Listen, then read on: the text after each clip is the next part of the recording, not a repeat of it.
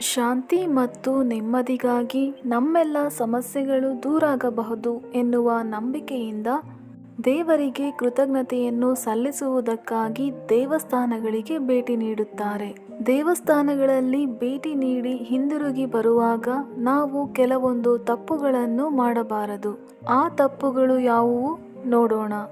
ಪ್ರಸಾದ ಸೇವನೆ. ದೇವಸ್ಥಾನಗಳಿಗೆ ಭೇಟಿ ನೀಡಿದಾಗ ಸಾಮಾನ್ಯವಾಗಿ ದೇವರ ಪ್ರಸಾದವನ್ನು ತಿನ್ನಲು ನೀಡುತ್ತಾರೆ. ಕೆಲವೊಬ್ಬರು ಪ್ರಸಾದವನ್ನು ದಾರಿಯಲ್ಲೇ ಬರುವಾಗ ತಿಂದುಕೊಂಡು ಬರುವ ಅಭ್ಯಾಸವನ್ನು ಹೊಂದಿರುತ್ತಾರೆ. ಅದರಲ್ಲೂ ನೀವೇ ಸ್ವತಃ ದೇವರಿಗೆ ಅರ್ಪಿಸಿದ ಪ್ರಸಾದವನ್ನು ದಾರಿಯಲ್ಲಿ ತಿನ್ನಲು ಹೋಗಬೇಡಿ. ದೇವಸ್ಥಾನದಲ್ಲಿ ನೀಡಿದ ಪ್ರಸಾದವನ್ನು ಮನೆಗೆ ತಂದು ಕುಟುಂಬದ ಸದಸ್ಯರೊಂದಿಗೆ ಕುಳಿತು ಹಂಚಿಕೊಂಡು ತಿನ್ನಬೇಕು. ದಾರಿಯಲ್ಲಿ ಹೋಗುವಾಗ ಬರುವಾಗ ದೇವರ ಪ್ರಸಾದವನ್ನು ತಿನ್ನುವುದರಿಂದ ನೀವು ಮಾಡಿದ ಪೂಜೆಯು ನಿಮಗೆ ಯಾವುದೇ ಫಲವನ್ನು ನೀಡುವುದಿಲ್ಲ. ಖಾಲಿ ಪಾತ್ರೆಯನ್ನು ತರದಿರಿ.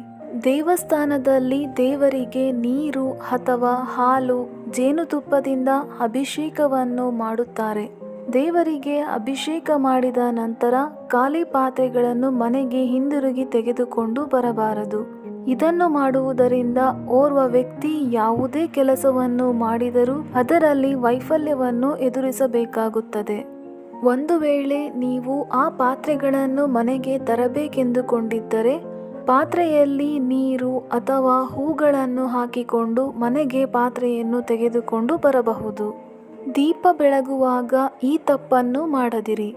ದೇವರ ಪೂಜೆಯನ್ನು ಮಾಡುವಾಗ ದೀಪ ಬೆಳಗುವುದು ಸಂಪ್ರದಾಯ. ಈ ದೀಪಗಳನ್ನು ನೀವು ಬೆಳಗುವಾಗ ಒಂದು ದೀಪದಿಂದ ಇನ್ನೊಂದು ದೀಪವನ್ನು ಹಚ್ಚಲು ಹೋಗದಿರಿ. ದೇವರಿಗೆ ಹಚ್ಚಿದ ಒಂದು ದೀಪದಿಂದ ಇನ್ನೊಂದು ದೀಪವನ್ನು ಹಚ್ಚಬಾರದು. ಒಂದು ದೀಪದಿಂದ ಇನ್ನೊಂದು ದೀಪವನ್ನು ಹಚ್ಚುವುದು ಎಂದರೆ ದೇವರಿಗೆ ನೀವು ಅಗೌರವ ತೋರಿಸುತ್ತಿದ್ದೀರಿ ಎಂಬುದಾಗಿದೆ. ಒಂದು ದೀಪಕ್ಕಿಂತ ಹೆಚ್ಚಿನ ದೀಪಗಳನ್ನು ಬೆಳಗುವುದಾದರೆ ಎಲ್ಲವನ್ನೂ ಪ್ರತ್ಯೇಕವಾಗಿ ಬೆಳಗಿಸಬೇಕು ಎಂಬುದನ್ನು ಗಮನದಲ್ಲಿಟ್ಟುಕೊಳ್ಳಿ. ಪೂಜೆ ಸಾಮಗ್ರಿಗಳ ಸ್ವಚ್ಛತೆ. ನೀವು ದೇವರ ಪೂಜೆಯನ್ನು ಮಾಡುವ ಸಮಯದಲ್ಲಿ ಕೈಯಲ್ಲಿರುವ ದೇವರ ದೀಪ, ಅರಿಶಿಣ, ಕುಂಕುಮದ ಬಟ್ಟಲು ಅಥವಾ ಇನ್ನಾವುದೇ ಪೂಜೆ ಸಾಮಗ್ರಿಯನ್ನು ಪೂಜೆ ಮಾಡುವ ಸ್ಥಳದಲ್ಲಿ ಅಥವಾ ಪೂಜೆಯ ಸಮಯದಲ್ಲಿ ಶುದ್ಧ ಮಾಡಲು ಹೋಗದಿರಿ. ಪೂಜೆ ಪೂರ್ಣಗೊಂಡ ನಂತರ ಅಥವಾ ದೇವರ ಪೂಜೆಯನ್ನು ಮಾಡುವ ಮೊದಲು ಪೂಜೆಗೆ ಬಳಸುವ ಎಲ್ಲ ಸಾಮಗ್ರಿಗಳನ್ನು ತೊಳೆದು ಶುದ್ಧಗೊಳಿಸಬೇಕು. ಪೂಜೆ ಮಾಡುತ್ತಿರುವಾಗ ಈ ತಪ್ಪನ್ನು ಮಾಡಲು ಹೋಗದಿರಿ. ದೇವಸ್ಥಾನದಿಂದ ನೀವು ಹಿಂದಿರುಗಿ ಬರುವಾಗ ಈ ಮೇಲಿನ ತಪ್ಪುಗಳನ್ನು ನೀವು ಮಾಡಲು ಹೋಗದಿರಿ. ಈ ತಪ್ಪುಗಳನ್ನು ನೀವು ಮಾಡುವುದರಿಂದ ಪೂಜೆಯ ಅಶುಭ ಫಲವನ್ನು ಪಡೆದುಕೊಳ್ಳುತ್ತೀರಿ ಹಾಗೂ ಪೂಜೆ ಮಾಡಿಯೂ ವ್ಯರ್ಥವಾಗುತ್ತದೆ.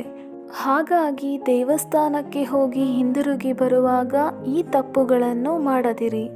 Please like, share and subscribe my channel for more interesting videos. ಧನ್ಯವಾದಗಳು.